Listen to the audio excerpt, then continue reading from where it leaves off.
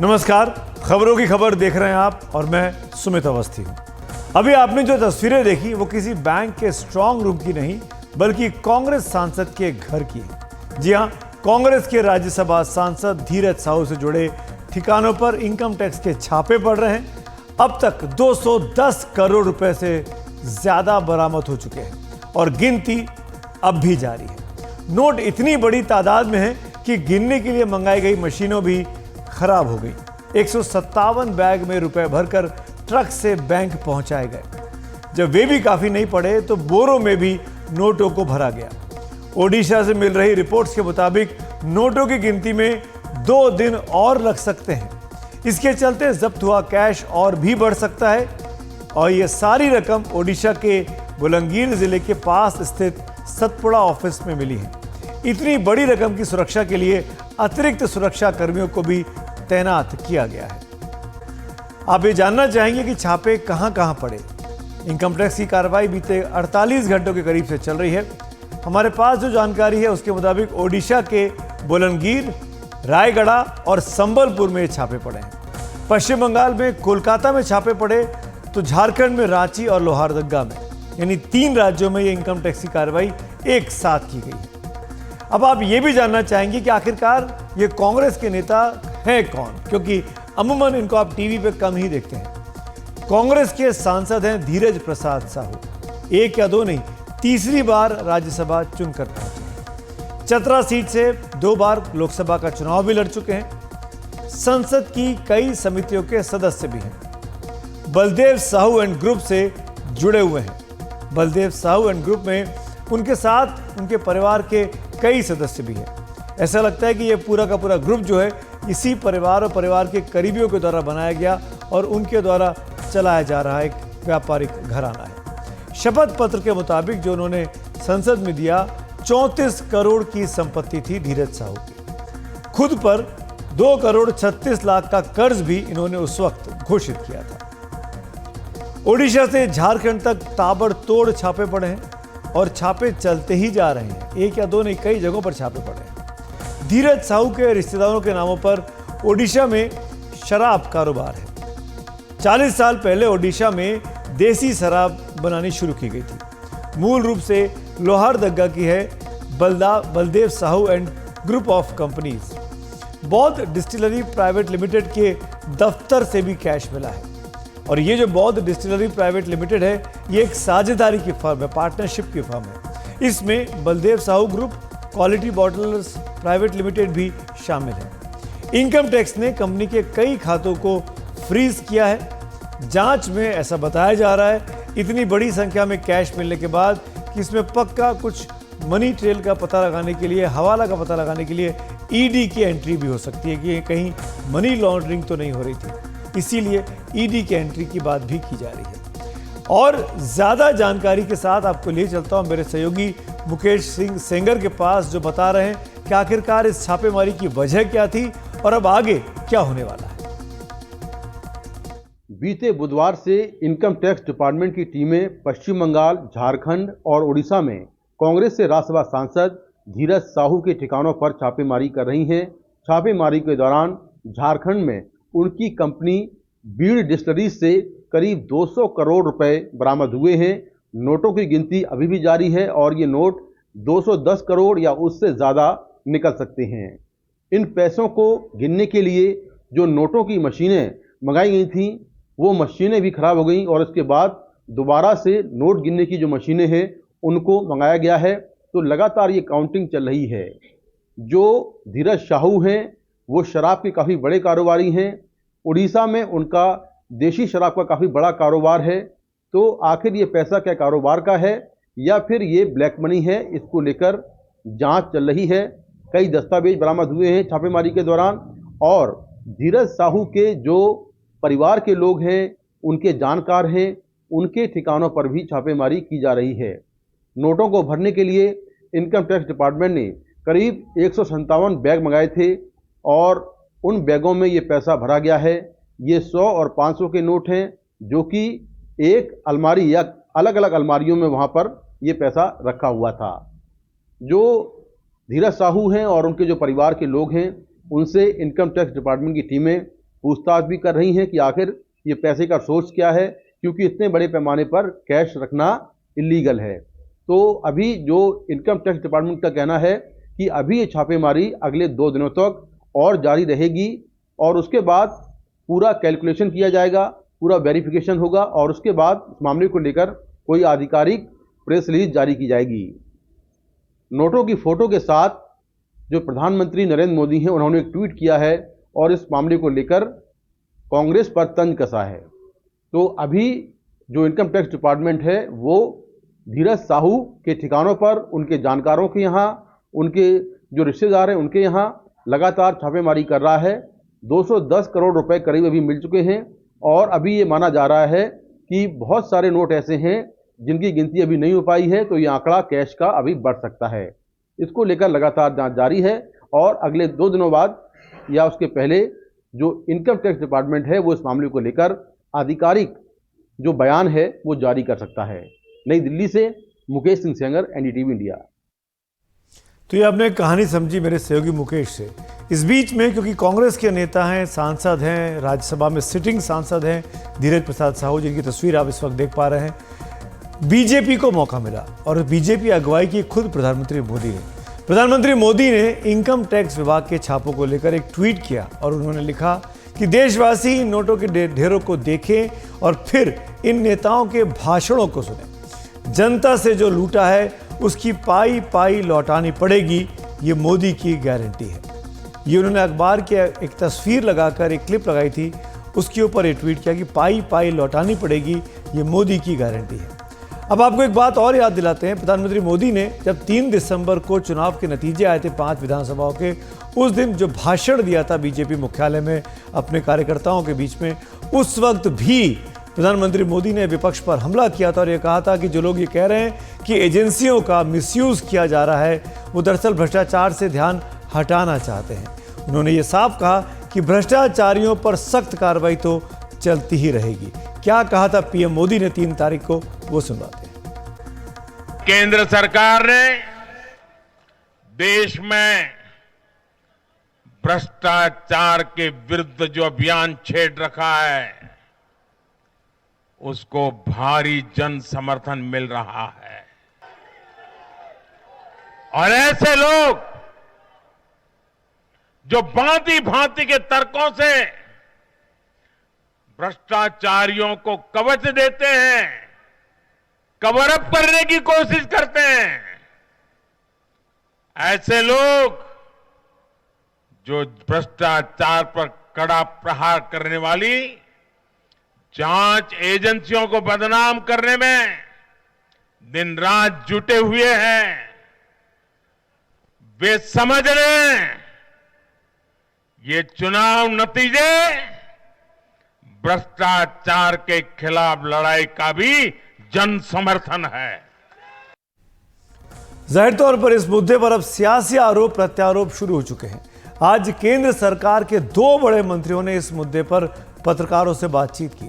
केंद्रीय मंत्री अनुराग ठाकुर ने कहा कि जहां कांग्रेस है वहां करप्शन है, इसीलिए कांग्रेस लगातार ईडी और सीबीआई पर सवाल उठाती है। केंद्रीय मंत्री स्मृति ईरानी ने भी कहा कि मोहब्बत की दुकान पर भ्रष्टाचार का कारोबार चल रहा है। कांग्रेस आलाकमान को बताना होगा कि गांधी खानदान में यह किसका एटीएम है।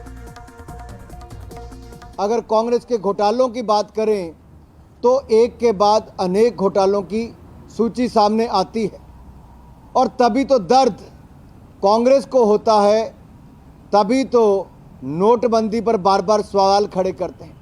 और अब इनके ही सांसद का साथ लगते झारखंड में 200 करोड़ रुपया कैश मिल भी गया, गिनती जारी है। और राहुल जी और सोनिया जी, मेरा निवेदन ये रहेगा कि आप देश को बताएं कि ये सारे के सारे तार कांग्रेस के साथ ही क्यों जुड़ते हैं और आप बार बार ईडी सीबीआई का विरोध क्यों करते हैं।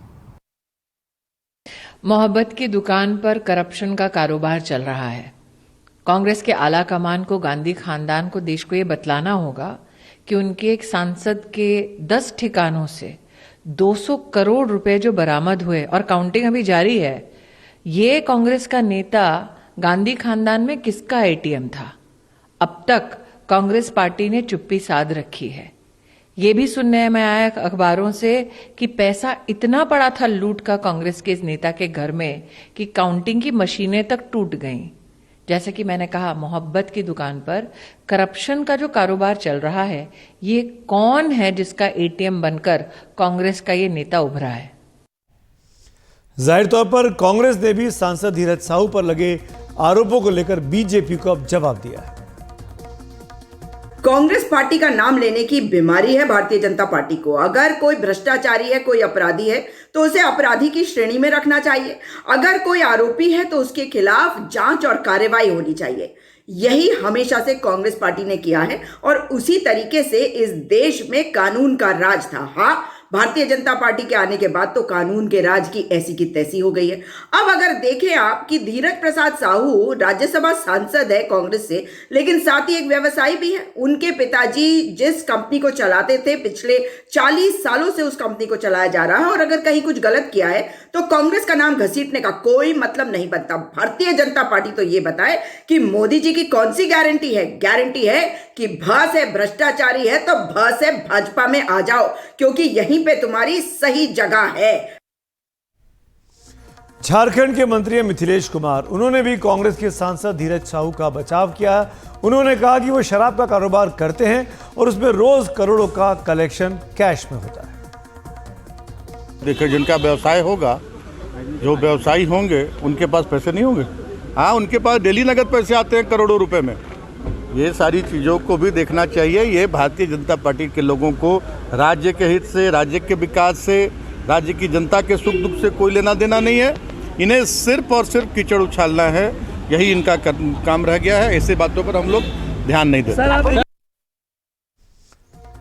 नोटों की मोटी मोटी गड्डियां दिख रही हैं, अलमारियों में नोटों के बंडल भरे पड़े हैं। एक दो नहीं, कई अलमारियों के अंदर बंडल भरे हैं। जब बोरे भरे जाते हैं, झोले भरे जाते हैं, तो वो भी बड़ी संख्या में दिखाई देते हैं। लेकिन इतना सब कुछ होने के बाद राजनीति भी शबाब पर आ चुकी है। सब एक दूसरे का टांग खींच रहे, एक दूसरे पर इल्जाम लगा रहे हैं। लेकिन इस छापेमारी पर यानी अभी तक औपचारिक तौर पर इनकम टैक्स की तरफ से कोई बयान नहीं आया है।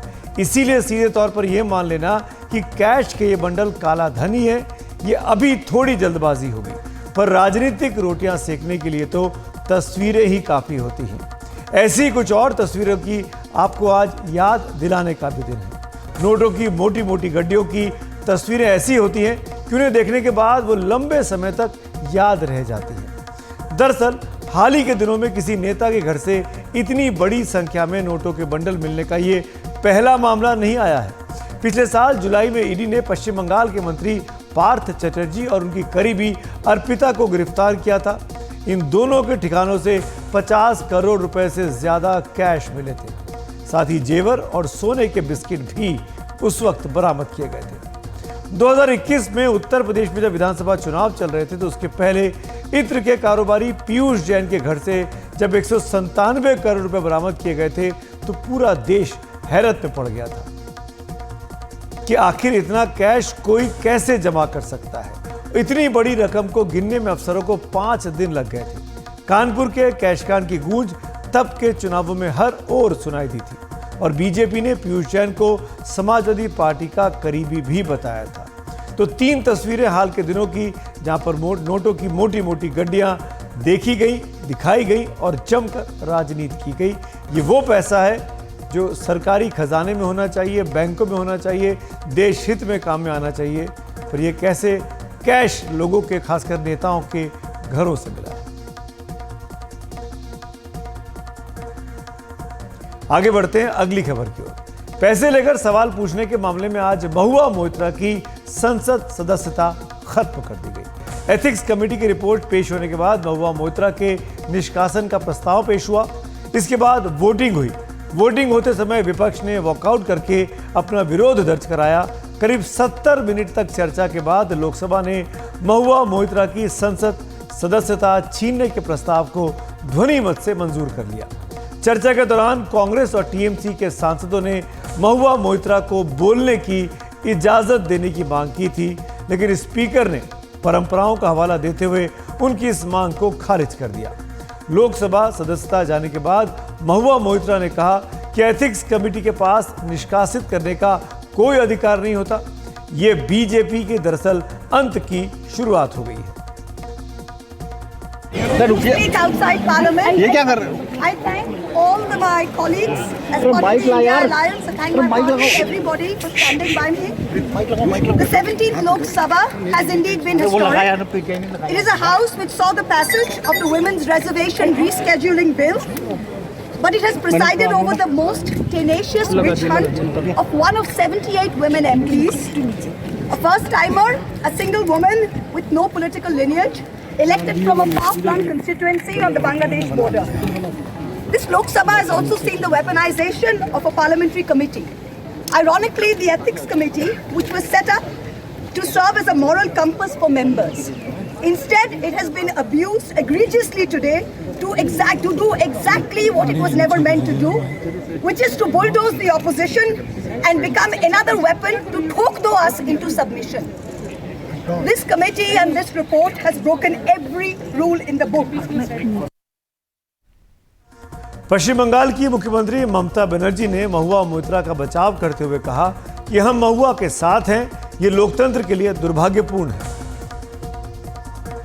Today I am really sad to see the attitude of the BJP party. I don't understand. 575 or 557 pages, 495 pages report. Sorry, এটা বাংলাতেও কারেকশন একটু করে দেবেন।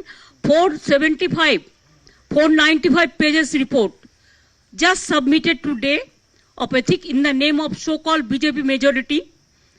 90% in the parliament they lay the report, and after that they gave half an hour time to all the party, including BJP, to discuss the matter and to expel Mahua Moitra.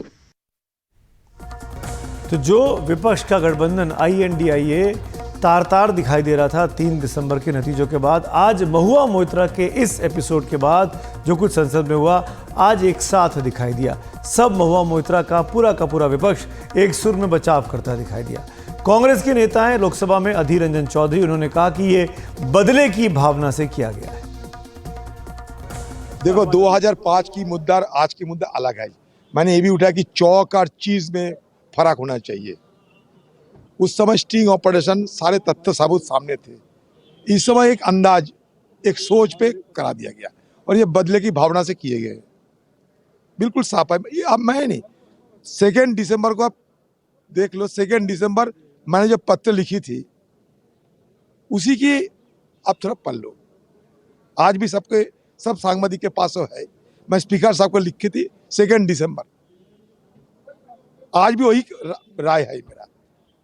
ये बेबुनियाद तथ्यों पर, आधारहीन और सिर्फ बदले के भावने से ये किए गए हैं, ठीक नहीं। रोजाना सदन के अंदर सत्तारूढ़ पार्टी, खासकर मोदी जी, महिलाओं की महिमान्वित करने आ रहे हैं, गुणगान हो रहे हैं। और देखिए आज ये नए सदन में सबसे पहले महिलाओं को बलि पे चढ़ाई गई। महुआ मोइत्रा पर आरोप है कि उन्होंने पैसे लेकर, कुछ चीजें पाकर, महंगी चीजें, महंगे गिफ्ट पाकर एक कारोबारी दर्शन हीरानंदानी की तरफ से कुछ खास सवाल पूछे, जो कि एक दूसरे कारोबारी गौतम अडानी के कामकाज से जुड़े हुए थे। यानी कुल मिलाकर वो जो कुछ सवाल पूछ रही थी वो किसी के फायदा पहुंचाने के लिए कर रही थी। और इसके लिए उन्होंने अपने संसद का लॉगिन और उसका पासवर्ड भी दर्शन हीरानंदानी के ऑफिस के साथ शेयर किया, जो कि गैर कानूनी है, जैसा कि जो कि नियमों के खिलाफ है। ये तमाम चीज़ें उनके खिलाफ चार्जेस एथिक्स कमेटी ने सही पाए, इसीलिए उन पर यह कार्रवाई की गई कि उन्होंने संसद की मर्यादा के साथ, गरिमा के साथ खिलवाड़ किया है, तो वो सांसद बनी नहीं रह सकती हैं। संसदीय कार्य मंत्री प्रहलाद जोशी ने विपक्ष के आरोपों का जवाब देते हुए कहा कि 2005 में जब 10 सांसदों को निष्कासित किया गया था, तब उसी दिन रिपोर्ट पेश की गई थी और उसी दिन चर्चा हुई थी और उसके बाद फैसला आ गया था, 10 का निलंबन हो गया था।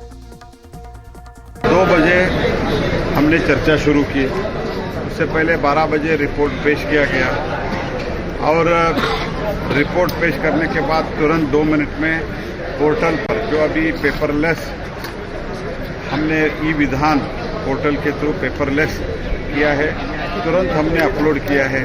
ऑपरेशनल पार्ट जो है वो 15-20 पेज का है, तो मुझे भी 15-20 पेज वो जब प्रेजेंट हुआ तब भी मैं भी पढ़ा। और दूसरी बात, इसमें जो घटना घटी है उसने तो स्वयं उन्होंने स्वीकारा है, मुझे ऐसे ब्रांड का स्कार्फ मिला है, ऐसे ब्रांड का लिपस्टिक मिला है, उन्होंने तो इनकार नहीं किया है। And she has travelled more than 36 time to various other places. और हीरानंदानी ने स्वीकार कर दिया है कि ये तो इनका पूरा जर्नी तो मैंने स्पॉन्सर किया हूँ। पूरा मामला है क्या, अब आपको विस्तार से जानकारी दे देते हैं। आखिरकार क्यों महुआ मोइत्रा की सांसदी आज खत्म हो गई। इस साल 14 अक्टूबर को वकील हैं जय अनंत देहाद्राई, उन्होंने सीबीआई में शिकायत की। दावा किया कि महुआ मोइत्रा ने कारोबारी दर्शन हीरानंदानी से पैसे लेकर लोकसभा में सवाल पूछे हैं। इस शिकायत के आधार पर 15 अक्टूबर को बीजेपी के सांसद निशिकांत दुबे ने लोकसभा अध्यक्ष से कार्रवाई की मांग की।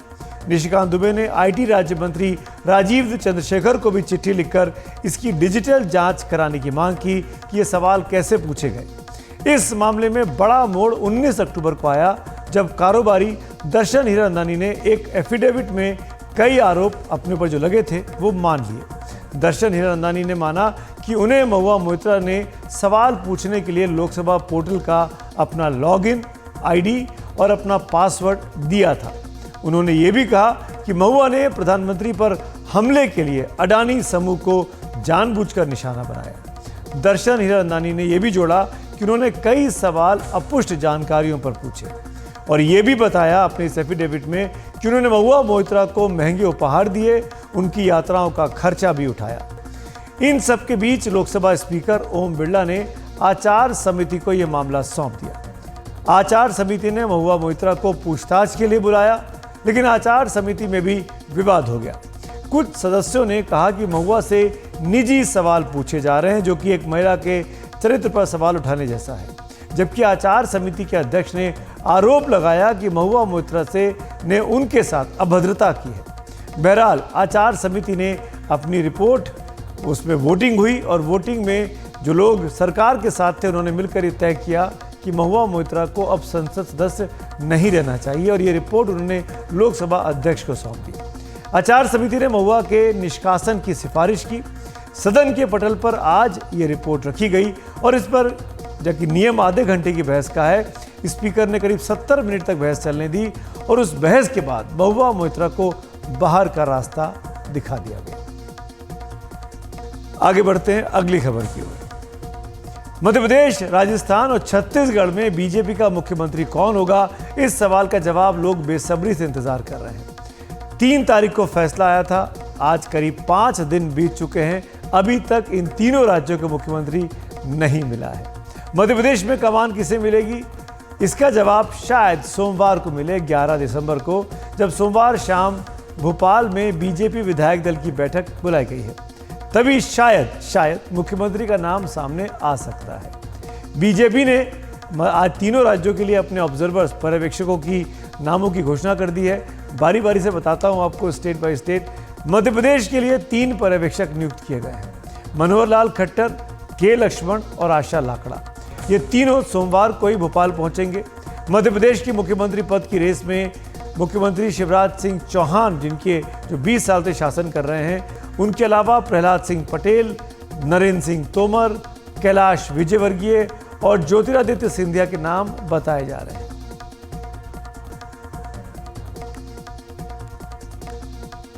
देखिए, ऑब्जर्वर जो आते हैं वो हाईकमांड से तय हुआ नाम लेकर आते हैं। विधायक दल की बैठक में उस नाम को बताया जाता है और किसी सीनियर लीडर से उस नाम का प्रस्ताव और समर्थन कराया जाता है और सर्वसम्मति से नेता का चयन हो जाता है। जो पर्यवेक्षक अलग अलग राज्यों में जा रहे हैं, जैसा आपने कहा कि मनोहर लाल खट्टर मध्य प्रदेश आ रहे हैं, तो इनसे कोई संकेत या अनुमान हम निकालें तो ऐसा लगता है कि मध्य प्रदेश में मनोहर लाल खट्टर की पृष्ठभूमि जैसा कोई नेता, उसको मौका मिल सकता है। राजस्थान में राजनाथ सिंह जा रहे हैं तो वहां किसी राजपूत नेता को मौका मिल सकता है और छत्तीसगढ़ में अर्जुन मुंडा जा रहे हैं तो ये पहले से ही कयास लगाए जा रहे थे कि छत्तीसगढ़ में किसी आदिवासी को मौका मिलेगा तो इस तरह एक अनुमान हो सकता है कि इनको देखते हुए इस उनकी पृष्ठभूमि के नेता अगले मुख्यमंत्री इन राज्यों में हो सकते हैं। तो अगले मुख्यमंत्री को लेकर अब अगली बारी बात करते हैं राजस्थान की। राजस्थान में भी इस पद की कुर्सी, इस कुर्सी पर कौन बैठेगा, इसका नाम जानने का सबको मन है। दिल्ली में लगातार बैठकों का दौर चल रहा है। राजस्थान में मुख्यमंत्री के चुनाव के लिए बीजेपी ने जो 3 ऑब्जर्वर्स बनाए हैं, उसमें रक्षा मंत्री राजनाथ सिंह का नाम सबसे बड़ा है और चौंकाने वाला भी है। विनोद तावड़े और सरोज पांडे भी साथ में उनके पर्यवेक्षक बनकर जा रहे हैं। राजस्थान के तिजारा से विधायक बने हैं जो अभी तक लोकसभा सांसद थे, बाबा बालकनाथ ने आज पर्यवेक्षक सरोज पांडे के साथ बीजेपी के अध्यक्ष जेपी नड्डा के घर जाकर मुलाकात की। अटकलें गर्म हो गई। लोगों को लगा कि शायद बालकनाथ मुख्यमंत्री बन रहे हैं, तभी वो ऑब्जर्वर सरोज पांडे के साथ मिल गए थे जेपी नड्डा से। लेकिन राजस्थान के सीएम के लिए अभी जब तक औपचारिक घोषणा ना हो जाए तब तक ये अटकल लगाना कि यही मुख्यमंत्री होंगे शायद जल्दबाजी होगी। जो नाम चल रहे हैं रेस में वो वसुंधरा राजे, जो कि सबसे बड़ी नेता रही है राज्य की, बाबा बालकनाथ, अश्विनी वैष्णव, दिया कुमारी के नाम इसमें आगे बताए जा रहे हैं। हमने इस मुद्दे पर एक्सपर्ट से बात की है।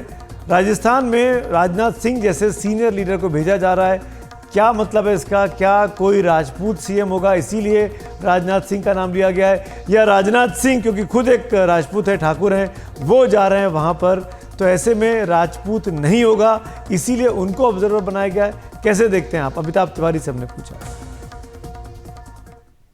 नहीं, मतलब ऐसे तो अटकलें नहीं लगा जा सकती कि कौन सी जाति या समाज का सीएम होगा।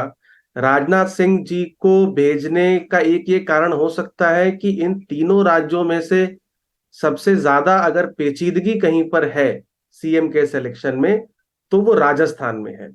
हम सबने देखा भी है कि कैसे 7 से 8 यहाँ पर सीएम कैंडिडेट्स हैं, और खास करके वसुंधरा राजे जो यहाँ पर पहले चीफ मिनिस्टर रह चुकी हैं और सबसे पॉपुलर चेहरा कुछ लोग जो उनको मानते हैं, तो उन्होंने कैसे अपने मसल्स जो हैं वो फ्लेक्स करना शुरू कर दिए हैं।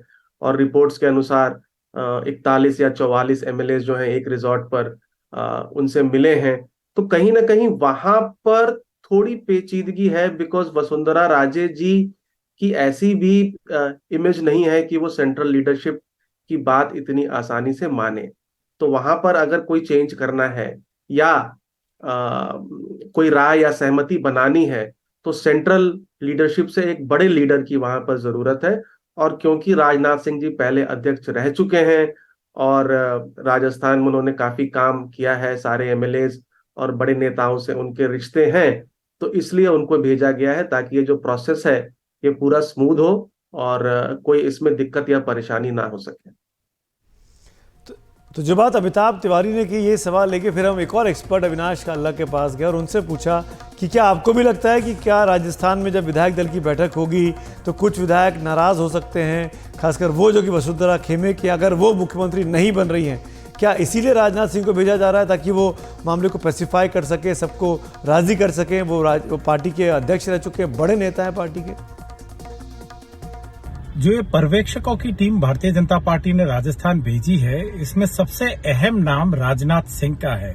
बाकी जो 2 नेता आ रहे हैं उनका कोई इतना अहम रोल नहीं रह गया। और जो आजकल के हालात है उसमें भारतीय जनता पार्टी में ऑब्जर्वर्स की जो पोजीशनिंग होती है वो डिलीवरी बॉयज तक होती है कि ये आए और आला कमान का मैसेज डिलीवर करके चले जाएं। पर इस मैसेजिंग में राजनाथ सिंह जी का होना एक बहुत बड़ा संदेश है। संदेशा इस तरह से कि अगर हम हिस्ट्री देखें तो राजनाथ सिंह जी के वसुंधरा राजे के साथ संबंध अच्छे रहे हैं।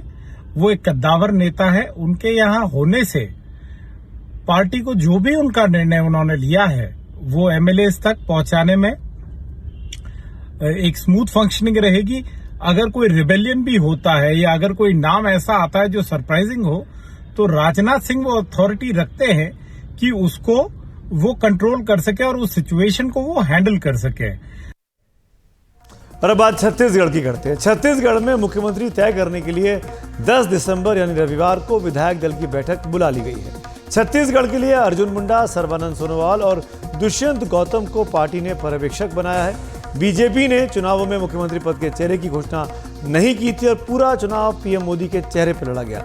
ऐसे में अब तक इन तीनों राज्यों में मुख्यमंत्री के नाम तय नहीं हुए हैं। बीजेपी में बीते कई दिनों से बैठकों का दौर चल रहा है और क्या होगा वहाँ छत्तीसगढ़ में, क्यों अर्जुन मुंडा जैसे एक आदिवासी नेता को पर्यवेक्षकों का लीडर बनाकर भेजा जा रहा है, क्या वही सवाल, क्या कोई आदिवासी मुख्यमंत्री होगा? हमने जवाब जानने की कोशिश की जाने माने विशेषज्ञ गिरिजा शंकर जी से। कि अनुमान तो यही लगाया जा सकता है कि अर्जुन मुंडा के जाने से कि वहां पर किसी आदिवासी विधायक को या गैर विधायक को ये मौका मिल सकता है। मध्य प्रदेश में आप ये देखें कि कोई जरूरी नहीं है कि मध्य प्रदेश में विधायकों में से ही मुख्यमंत्री चुना जाए। ये भी संभव है कि आरएसएस के बैकग्राउंड के किसी गैर आदि विधायक को भी मौका मिल सकता है मुख्यमंत्री बनने का। तो इंटरेस्टिंग है, तीनों ऑब्जर्वर्स जो बन गए हैं उसके बाद क्या होगा, अब सबकी निगाहें इस पर हैं। अगले 48 घंटे मेरे ख्याल से तस्वीर को साफ कर देंगे कि इन तीनों राज्यों का मुख्यमंत्री कौन होगा। हालांकि बीजेपी बहुत कम होता है कि इतना समय ले अपना नया नेता चुनने में।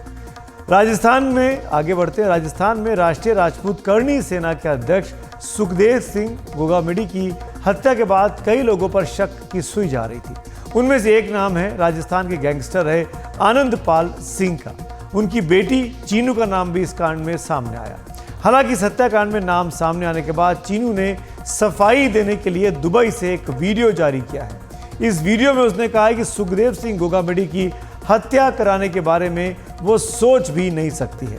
साथ ही उन्होंने कहा कि मैं इस बात से हैरान हूं कि कुछ प्रशासनिक अधिकारी बिना जांच किए मेरा नाम इस मामले से जोड़ रहे हैं।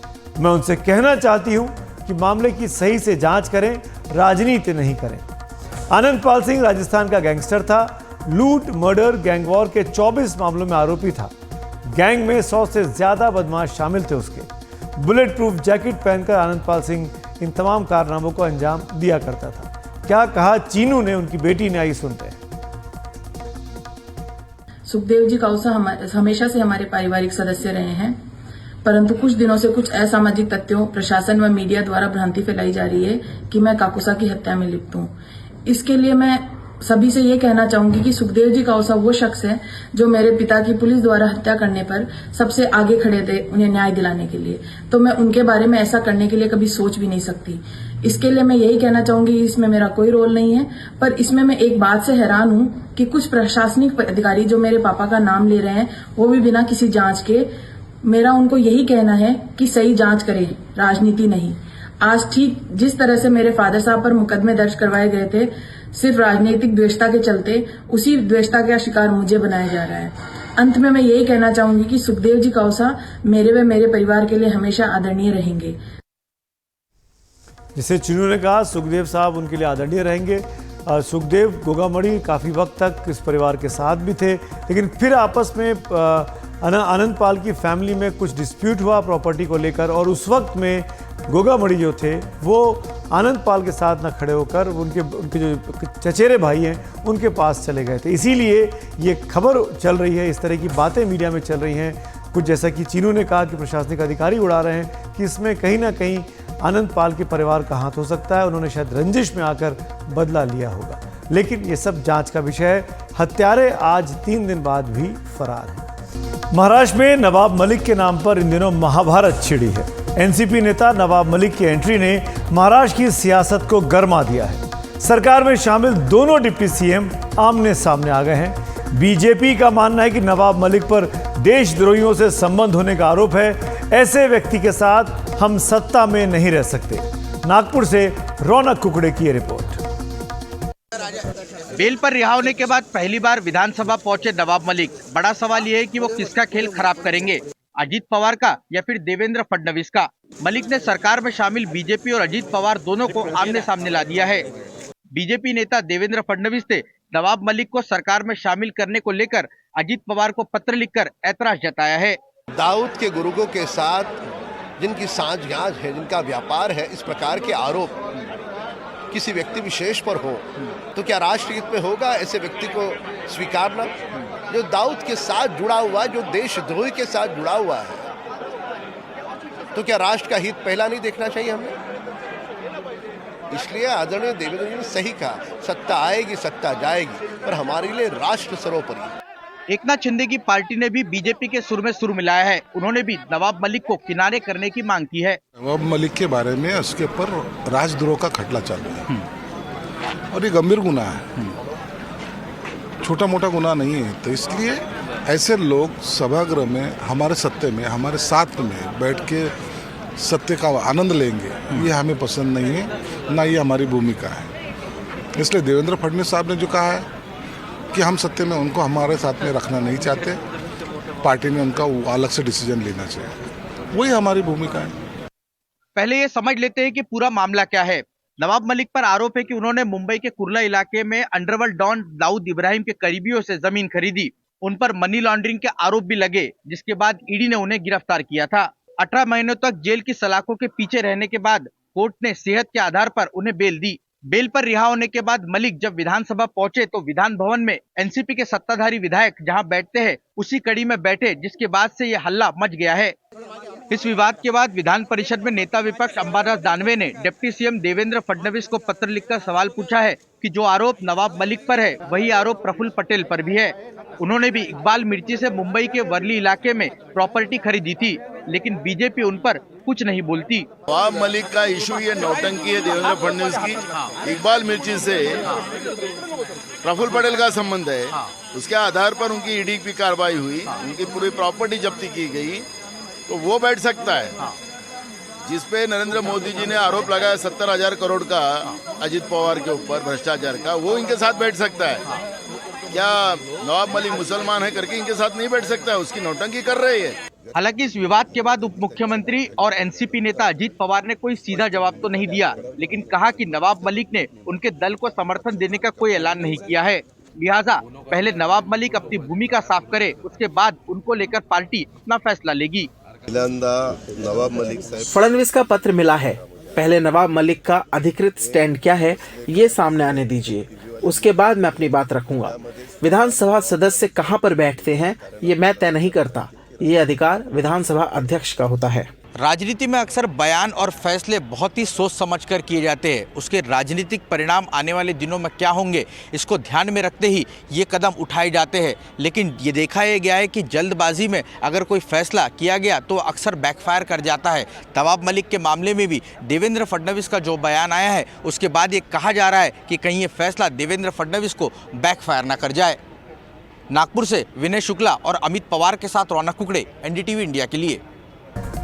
तो खबरों की खबर में मेरे साथ फिलहाल इतना ही। आप सबको शुभ रात्रि।